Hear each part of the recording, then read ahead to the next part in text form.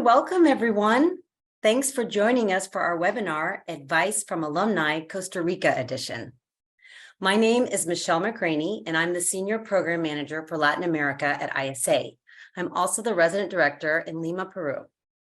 Today, I'm joined by some of our amazing alumni to share more about what you should know before studying abroad in Costa Rica.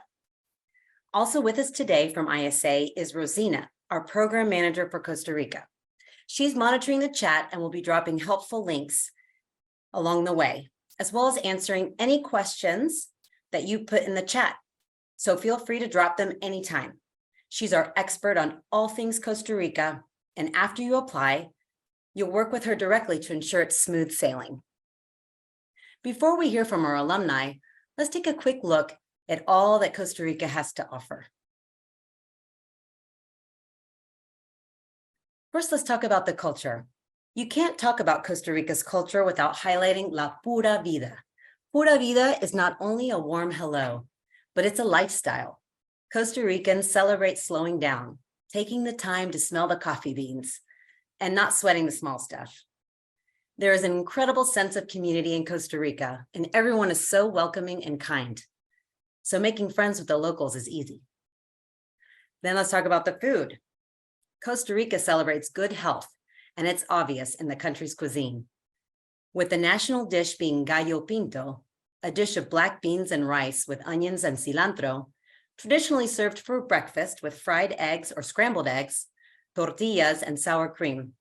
Costa Ricans appreciate the fresh and healthy ingredients at their fingertips. Hoping to pair your savory breakfast with a hot cup of coffee? Be sure to experience some of the best coffee the world has to offer in Costa Rica. Whether you're on a coffee tour or looking for some caffeine before an adrenaline-filled adventure, you won't be disappointed in Costa Rica's coffee. Then there's the nature. Whether you're looking to chase waterfalls, hike around volcanoes, or surf some of the best breaks in the world, Costa Rica offers it all. From La Fortuna to Rio Celeste, there are so many waterfalls to explore around the country. Eager to hit the trail and enjoy jaw-dropping views of a volcano, be sure to check out the hiking trails of Arenal Volcano National Park. Whether you're a professional surfer or just starting out, you have to ride the waves of Costa Rica.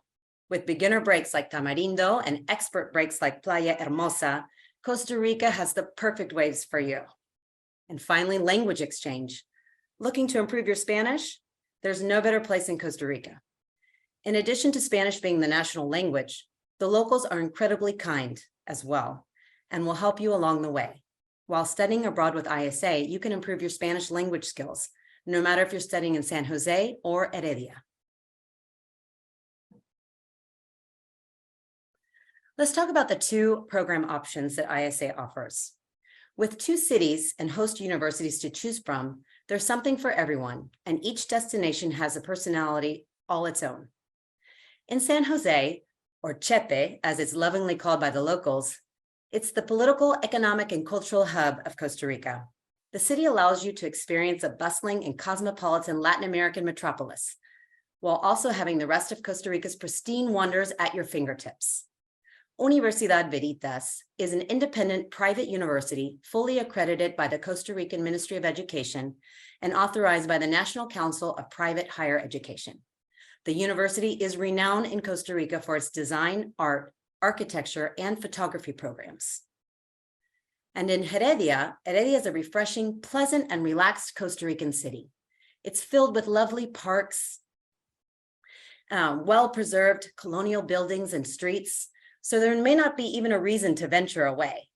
Heredia is home to Universidad Latina, a highly regarded private university, and it's part of the Laureate International Universities Network.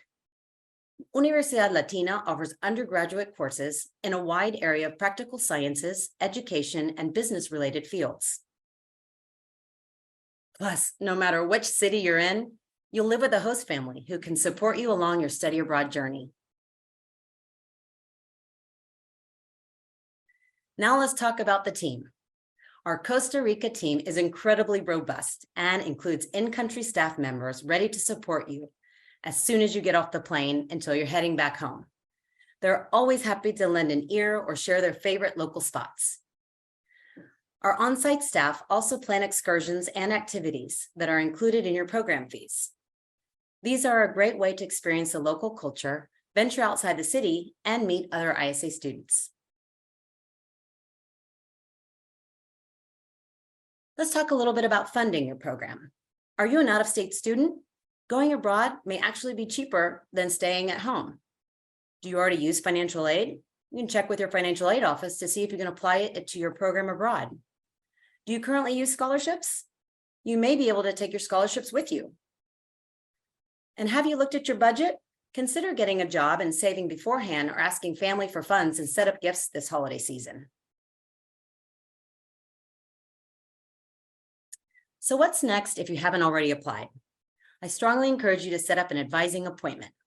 Our team can help you narrow down your options for the program that fits your needs. Rosina is dropping a link right now if you'd like to book an appointment with them. Once you've chosen your program, you'll need to apply with us as well as your home university. Be sure to stay in touch with your study abroad office along the way, as they can really help you through the process as it relates to your university. Once you apply, your program managers will be there to answer any questions you have along the way.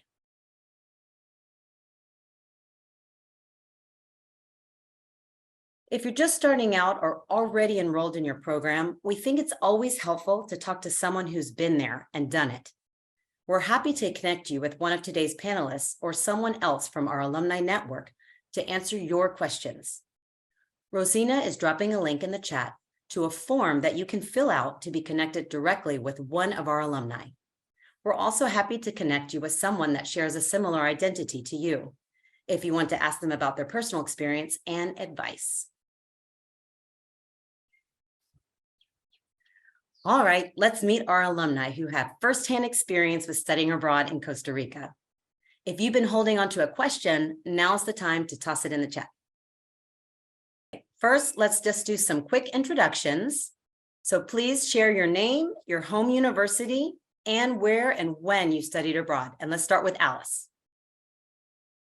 All right. Hi, everyone. My name is Alice Atkins. I go to Rhodes College, and wow, it's been a year. I studied abroad last fall in San Jose, Costa Rica, and I went to the Universidad de Veritas. All right, Cassie. Hi, everyone. I'm Cassie. I am a senior at the University of Tulsa in Tulsa, Oklahoma, and I did a semester-long program also at Veritas in spring 2022. Great. And last but not least, Magali.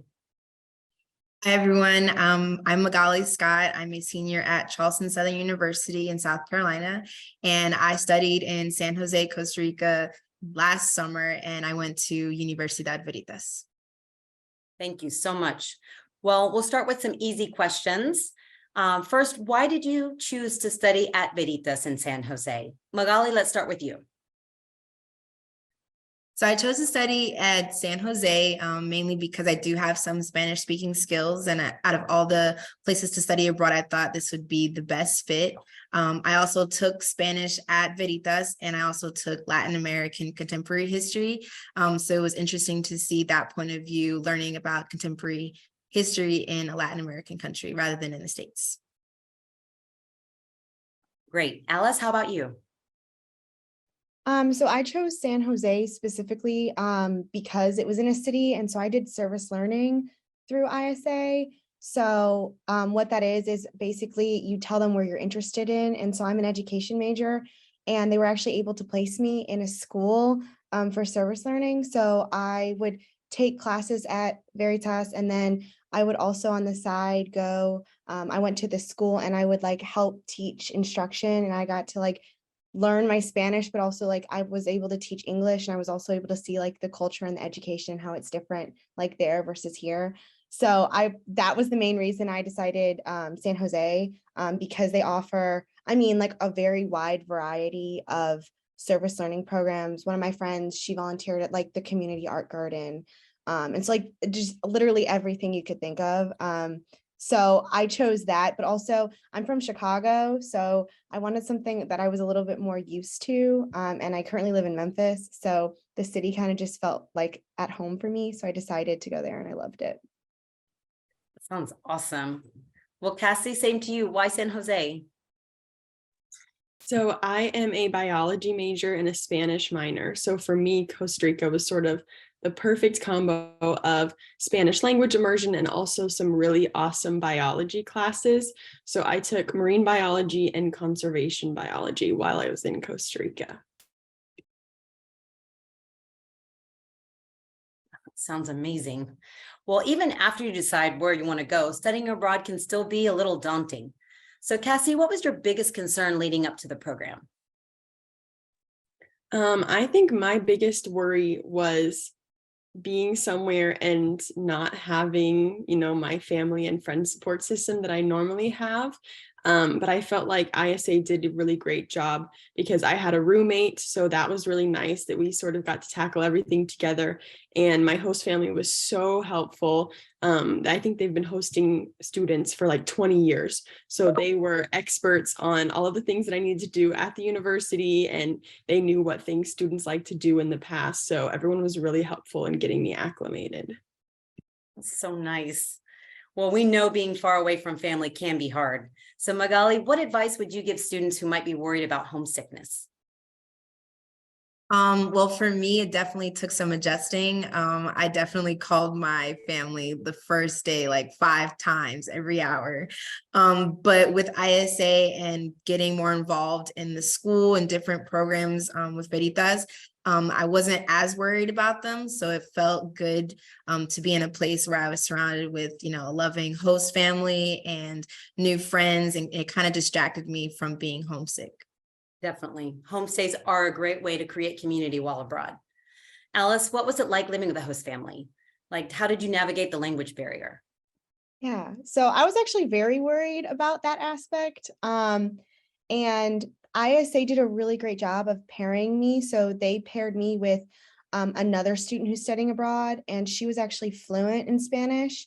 So that reduced my worry just knowing that. But also they paired me with a Mama Tika who knew, like, she was not fluent, but she knew like some vocabulary words. So that reduced my anxiety, and it also made communicating a lot easier. And like, she would try and learn English while I try to learn Spanish. So that was really, really nice. And it just reduced my anxiety and made me feel more comfortable to like try, even if I were to totally butcher a sentence, if that makes sense. That's so sweet. Definitely. Well, then let's talk about academics. Campus life and coursework can look pretty different from what you're used to in the States. So Cassie, knowing that you're pursuing a degree in biology, how would you compare the labs between your home university versus Universidad Veritas? Okay. So the labs were very different when I was in Costa Rica. So I am used to 3 hours once a week, every week. And the way that most of my labs were done was actually just on a weekend field trip instead of going into the lab for a couple of hours every day. The one adjustment to that is there were a couple weeks for my conservation biology class that we did some genetic analysis of shark teeth that were seized at the border because they were suspected to be sharks that are not allowed to be sold. So we got to genetically analyze those and identify what species they were. So we did do that in the lab during the week. But other than that, it was weekend field trips. So for my marine biology class, we went snorkeling and we collected data on abundance of different species. And we measured things about how clear the water was and sort of all of these measurements to evaluate the health of the coral reef. And then for my conservation biology class, we did some more stuff talking about the sharks that we then investigated in the lab after we came back. But yeah, the field trips way more fun than 3 hours in the lab on campus like I normally do. Without a doubt, without a doubt. And Magali, tell us about some of the unique courses you took. Yeah, so I took Latin American history, and with that, we did a lot of group projects. So it was different just reading from a straight history textbook and then taking a quiz on it. Our instructor really made sure that we were grasping the information and applying it to our daily life. So I was able to go back home and talk to some of the current issues that were happening in Costa Rica with my mama Tika, and then kind of relate them to how it's happening in the States. And then in my Spanish class, it was really fun. It was 3 hours long, but it didn't seem like it was 3 hours. Our professor, we had a day of food sometimes, where it would immerse us in the culture with learning different foods, or we would just have a dance class and we would just learn different dances. So it was pretty fun. Oh, I love to dance. That does sound like fun. And in Costa Rica, there's so much to explore outside the classroom. So Magali, tell us about some of the planned excursions and activity included in your program. So my first excursion with ISA, we went to Punta Leona. It was a beach resort, getting to know everybody firsthand. The resort had beach access, had pool, we played volleyball. So that was a nice little excursion. And then we went to one of the national parks in Costa Rica. So we saw some pretty cool animals. And then the following week, we went to La Fortuna and Arenal volcano. So that was also a nice, fun trip. We got to swim in hot springs, natural springs made by the volcano. And then we got to see this beautiful waterfall. Even though it was a bit of a hike down and back up, it was definitely worth it. And then some of the friends that I made, we planned our own excursions in the later weeks while we were there. Well, awesome. And local insight can be so helpful while traveling. Cassie, what were some of the recommendations from your host family? I think one of my favorite recommendations from my host family was to go to the black sand beach and go surfing.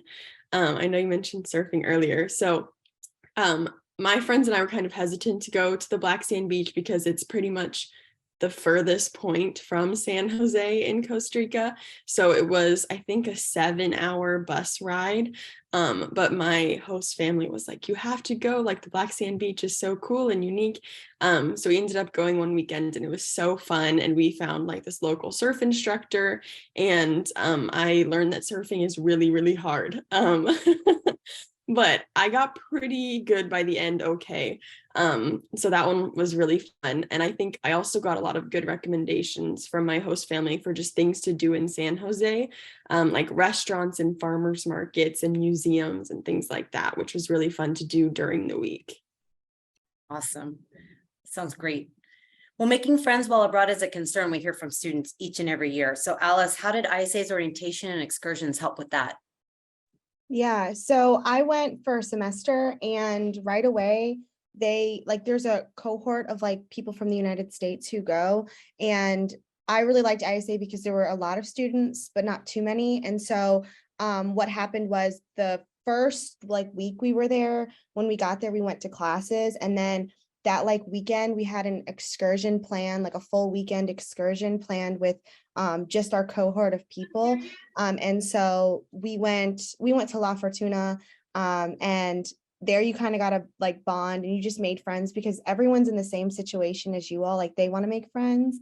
And then from there specifically, I made friends, and everyone did. And then we decided to like go and do things like with the friends that I had made elsewhere. So that was kind of like my backbone. And then from there, like we made friends with local people. We would go out to restaurants, and then we made like Costa Rican friends. So ISA kind of plans it so there's like little stepping stones. So you're not just like thrown into like a foreign environment and like you're just forced to make friends. They do it differently, and I really appreciated that. And so like a lot of the trips that we went on, even in just like San Jose, was with that cohort. And from there, like we made a ton of friends with like locals, and then I like branched out more, if that makes sense. So yeah, they planned it strategically.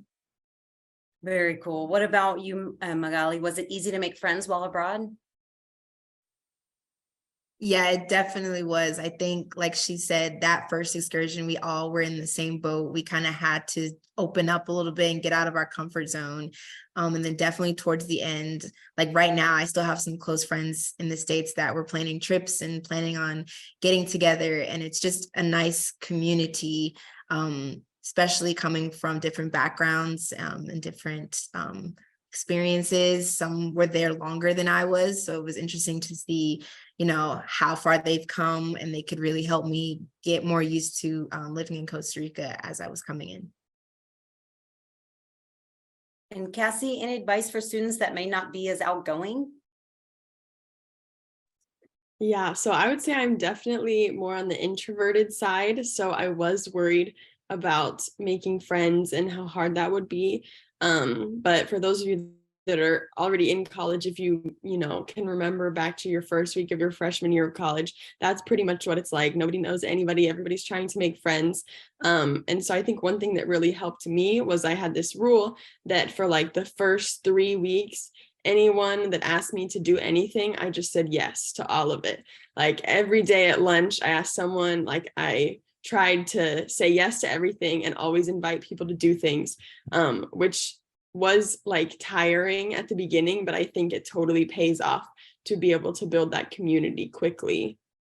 It makes you feel more at home. Very cool. And so that's kind of how you managed missing home, adjusting to a new home. Was there any advice for managing the mental health in addition? For anyone? Yeah, I can go. I wanted to make a journal. And so like at first I thought it would just be like, all the fun things that I did, but I decided to just write everything. And so it was really helpful that I was like, oh, like I feel really homesick today. It's my brother's birthday and I'm not home and I really miss him. Like I just wrote everything, and I feel like it's going to be fun to look back on and remember like every detail of what it was like, not just the highlights of while I was abroad. That's really important, to have those strategies in place to help manage that homesickness and missing home. All right, so it's 2 weeks before you leave and the paperwork is done. You're ready to go. Alice, what last minute preparations did you make? Yeah, so I kind of freaked out about it, but what I would recommend everyone to do is to know the currency. So know what like $15 US is in Costa Rica, like write that down, have it accessible. I also recommend like on your phone, well, first plan ahead, like how you're gonna use your phone, because I didn't plan ahead and I kind of scrambled, but it's very accessible to find. You go into stores and you can find something you can plug your phone into and it like starts up. And you can ask your like host family when you're there, but like planning ahead and making sure you have like data, and you have, your address is a really important one. So what I did was I like went on like Word and I printed everything from like phrases, because I freaked out a little, phrases, and then I also did like currency exchange, and then I also wrote, which is really important, your address. And so in Costa Rica, the addresses aren't like 123 Johnny Apple Street. Instead they're like 200 meters south of this landmark. So you want to memorize that, and you want to make sure you know a few different landmarks, because if they don't know the one landmark, you need to give them a second landmark. You can't just say like, I'm the blue house on, 200th block or whatever, like that doesn't work. So if like you plan ahead, I think it'll be less of, or for me, it was like less of a culture shock because I already knew some of those things. And then I also like really went on to IS when you get like, when you join, ISA gives you a bunch of like things you can watch and read.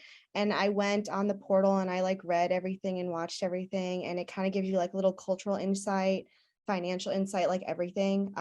So like I knew when I got there that food would be less expensive than it is here, and like eating out is cheap and fun and easy to do. So stuff like that, and just like having the knowledge beforehand so the cultural shock isn't as bad. So that's what I did. I prepared a bunch of like little things, and I had all my documents in order when I went. Like I had a little folder of like all medical information, all of that stuff. So I don't have to try and figure that out while I'm abroad. It's already done for me. That is all great advice, Alice. I'm sure very helpful. Magali, how about you? Any last? I did the same thing. I got my cash ready. I also got a Costa Rica book all about Costa Rica, and I highlighted some of the places throughout my journey that I ended up going to, and the places that I already knew that I was going to be going to.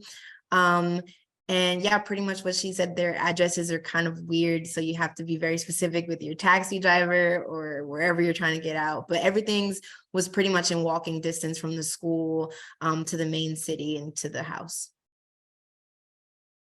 Awesome. You were living like a local within no time. Checking your packing list is a great recommendation, like you guys said, and it's something we always get questions about. So Cassie, what would you recommend students pack given the climate? Okay, yeah. Well, it definitely depends on what time of year you go, because, well, I was there not during the rainy season. So the clothes you need is very different if you're going to be there during the rainy season, but that's very easy to look up. I would say I pretty much wore shorts and short sleeves every day. Skirt, like long skirts, maybe. I wouldn't really recommend jeans. So I went in the spring semester. So definitely like the last 2 weeks in March is when it started getting really hot. But yeah, like quick dry clothes would be really good, especially on the weekend. I think I was always either wearing quick dry clothes or a bathing suit, because I was either at the beach or hiking or something like that. And another thing that I would say to add to your packing list, besides like sunscreen, bug spray, one thing that a lot of people didn't bring, but I think would be helpful, is a swim shirt. So like a short sleeve or long sleeve shirt made of swimsuit material. Because if you're surfing or snorkeling or doing something fun outside, the time goes by so fast, all of a sudden it's been 3 hours and you're sunburned. So much easier to just wear a swim shirt and protect yourself, because you are closer to the equator. So the sun is more powerful down there. That's really great advice. Sometimes it's called like a rash guard, I think, in some places. Those are very helpful. And Alice, how would you pack differently after having been through the program? Yeah, so I actually did not pack right at all. I was the bad example, if I'm being very honest. So like Costa Rica's like culture is a little bit more formal. So I thought, I'm gonna wear all these nice clothes and everything. That did not happen. I went during the fall, and similar to what Cassie said, I wore shorts and just like shorts, like summer weather, it was all the time. I also recommend having like rain gear. I don't recommend like an umbrella. I recommend like a poncho or something that like you can easily take with you when you're traveling. And the rash guard, I second that. I went shopping for one in Costa Rica and I found one. I got really lucky, but the sun is really, really powerful. And then on top of that, I thought, I'm just gonna leave my toiletries here and I'm gonna buy them when I'm in Costa Rica. And that made adjusting to the home life harder for me, because on top of having like all these new, like this new environment, I had all these like new shampoo, new body wash, if that makes sense, like new bug spray, new sunscreen. And like some of it is very similar, but I regret not bringing some of that stuff. But I will say I didn't bring it, and it required me to like venture out and go to the store and figure out like where my house is and what store is closest. So take it as you will. But thinking about like the little things as well. So, and then also packing like a few nice clothes I recommend. So like if you're gonna go out and eat dinner, you want to wear like a nice dress or a nice whatever that is to you, not maybe shorts and like a shirt. So maybe a few nice outfits here and there, but no jeans. I packed like 10 pairs of jeans and I wore one and I sweat right through them. Nothing dries there. Do not wear jeans, please. Yeah. That's great advice. I'm glad to know that, because at other places they do wear jeans all the time. So it's good to know Costa Rica is just not one of those places. They don't really need it. Well, last but not least, students always talk about a life-changing experience that study abroad can be. So what was that moment that you'll never forget? And let's start with Magali. So there was just a lot of different things, but for me was mostly that last week when I really felt like I was living like a local and that I really could do this by myself. We gifted our mama Tika with a home cooked meal, which is not common in Costa Rica. She always gave to us. She never let us have a meal like leftovers. She always cooked something fresh for breakfast, lunch, or dinner. So that was just really amazing. I mean, she cried. It was just nice to kind of give back, since she has that hospitality like gifted within her. But yeah, that last week, and then my family also came and surprised me. So that was also nice, getting to show them around. But yeah. Oh, I bet. And what about you, Alice? That life-changing moment. Yeah, there were honestly a ton, just like life-changing as like me as a person. I feel like found myself in many different like facets, academic, social, like being independent. But one of them that I'll never forget is also when we were about to leave. It was around Christmas time because it was the fall. And I went for my like final class for my Spanish class. We went to the farmer's market, and it was like they were selling things that were also not food as well. And our like goal was to go and talk to like the vendors and like in Spanish and use the Spanish language skills that we were practicing. And I found a few gifts, and I gave one to my mama Tika. And then, well, I gave her that before we left, but we had a dinner, like a really, it was really cute. It was like a surprise, like final goodbye dinner where we like very much all cried, and she made like flan, and she made gallo pinto, and like all of like the very traditional dishes that I still miss to this day. And then she made this like bracelet, and she said like, and she was like, this is like going to represent our ties to each other, and that we're like, I have one and she has one, and my roommate has one. And she said that if we're ever in Costa Rica again, like her home is always our home. And it was just a very sweet moment. It was like, we're family. Like I still reach out to her when it's her birthday, and I still say hi. And it just was very reassuring. And, you know, I have another family, even though they're 100+ miles away, you know. I love that. That's really sincere and beautiful. Cassie, do you have something also that comes to mind, a memorable moment? Yeah. Well, again, like they said, there's so many, but I think maybe the moment that I was like, oh my gosh, like I can't believe I'm here and this is happening, and this is exactly what I was hoping would happen when I studied abroad, was during my conservation biology field trip. So we got to go to this island that is about an hour off the coast.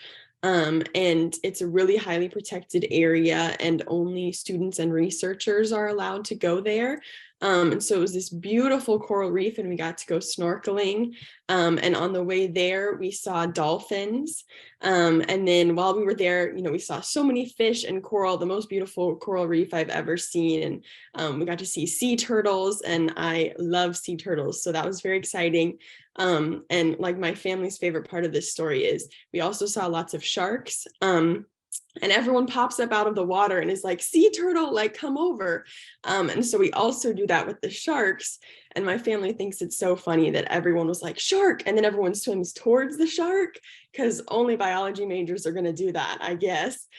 So that was so fun. And then I remember on the boat back, I was thinking like, this was like the best day ever. And then we're like approaching the shore, and then we see a mom and baby humpback whale breach out of the water, which I didn't even know humpback whales lived in Costa Rica, but they travel through on their southern migration. And apparently they like the warm water, and there's lots of food for the newborn babies. And so like that was just like the cherry on top of, I think, probably my favorite, most memorable day.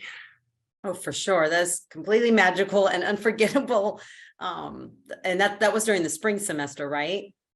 Yes, I think Yeah. it was like the end of February. Okay. On our field trip. Wow. That's really cool. Yeah, Well, and then oh, sorry. knowing that what you guys know now, what advice would you give your former self before going abroad? Now that you've been there for such a long period of time, what comes to mind? Anyone can go.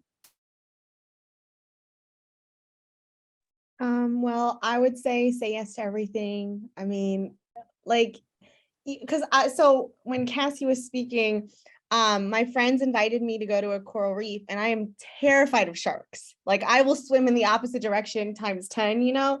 But like just say yes to everything, because even like some of the experiences that I was very hesitant about, like going to go taste coffee, even though I don't like coffee, like some of those were like my most memorable experiences. We ended up going to this store, and I held a porcupine. There was this porcupine, and I got to hold it because this person had a porcupine, like just random things that like it would have never happened if I hadn't done it. So like say yes to everything, you know, within reason. But you know, you're only there for a certain amount of time. Just live in the moment and have the best time you can have. I love that. Love it. Magali or Cassie, anything else? Yeah, definitely just say yes to the different foods. Some of the foods were a little interesting. For example, beets my mama Tika was like, we're having beets for dinner. And I was like, whoa, but it was actually pretty good the way she prepared it. So just be open to trying anything. And all of the excursions, just, pack them with adventure. We went snorkeling at 2 different locations on the Caribbean side and the Pacific side. We went go-kart riding, zip lining, just really taking, stepping out and doing something new that you wouldn't normally do in the States. Yeah, I second all of that. I think my advice would be, don't be afraid to do things by yourself. I think I, at the beginning, got hung up on like, oh, well, nobody else wants to go do this. Just go do it by yourself. Like, you might mess up your Spanish, you might have to explain things a couple of times. But I mean, I got to the point that the last week, I remember I went to an art museum by myself because none of my friends wanted to go. And it was one of the first times that a local just started speaking to me in Spanish instead of English. And it was so exciting because I was like, wow, like I really live here. I'm just here by myself at this museum. And like, they assumed that I could speak Spanish. This is so cool. So I think I would have liked to have started doing that earlier in my semester. Wow. Thank you all 3 so much for being here and sharing your experience with all of us. We really appreciate it. And we hope to see all of you that are here soon in Costa Rica. Remember, don't hesitate to reach out to Rosina if you have any questions about the program, and we will be here to answer any of your questions. So that's a wrap. We hope to see you soon.